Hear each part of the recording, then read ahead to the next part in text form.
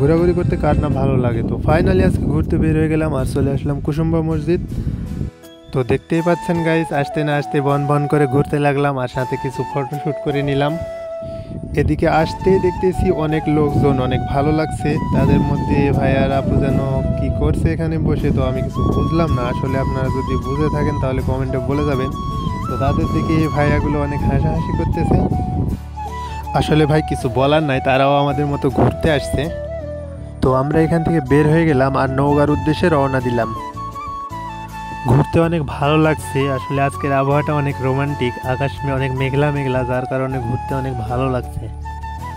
তো ফাইনালি আমরা চলে আসলাম নওগাঁ আব্দুল জলিল পার্ক।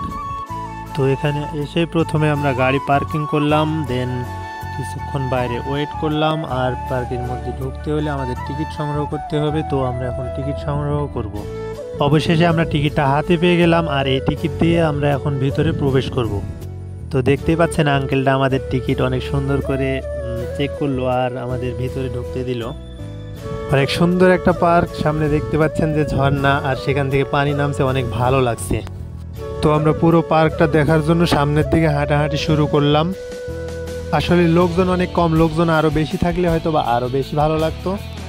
ওয়াও, সামনে এই ভাইয়াটা অনেক সুন্দর করে রাইডটা চালাচ্ছিল, যেটা দেখে অনেক ভালো লাগছে।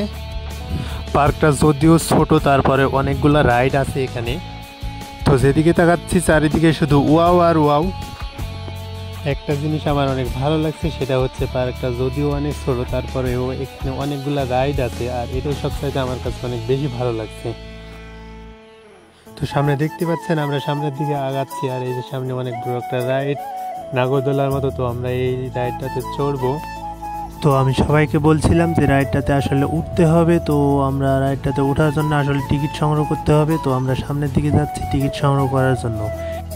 এ পাশে দেখতেছি অনেক ঝোপঝাড় আর ঝোপঝাড়ের মধ্যে তাকালেই শুধু দেখা যাচ্ছে জোড়া জোড়া আপু আর ভাইয়ারা বসে বসে প্রেম করছে।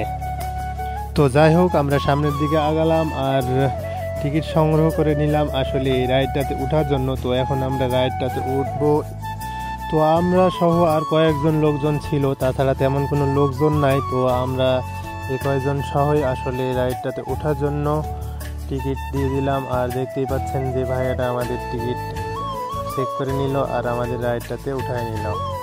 তো রাইডটাতে ওঠার পরে সামনের অনেক সুন্দর একটা ভিউ আসছিল, যেটা দেখে অনেক ভালো লাগছে। নাগরদোলাতে ওঠার পরে আমরা লক্ষ্য করলাম যে আসলে এটা নাগরদোলা না, নাগরদোলার মতো কিছু বোঝা যাচ্ছে না। আসলে ভাই পিঁপড়া হতে এদের চাইতে অনেক দূরে দৌড়াই।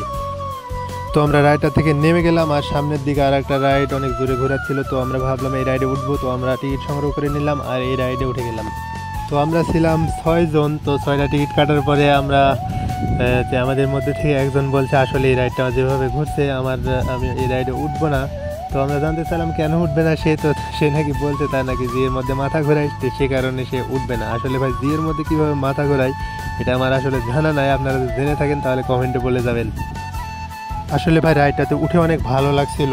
তো আমরা সেখান থেকে নেমে গেলাম, একটু ঘোরাঘুরি করলাম, দেন আমরা বাসার উদ্দেশ্যে রওনা দিলাম। তো আজকের ভিডিও এতটুকুই। আমার ভিডিও আপনাদের কাছে কেমন লাগছে সবাই কমেন্টে মতামত জানাবেন। সবাই ভালো থাকবেন, সুস্থ থাকবেন, আল্লাহ হাফেজ।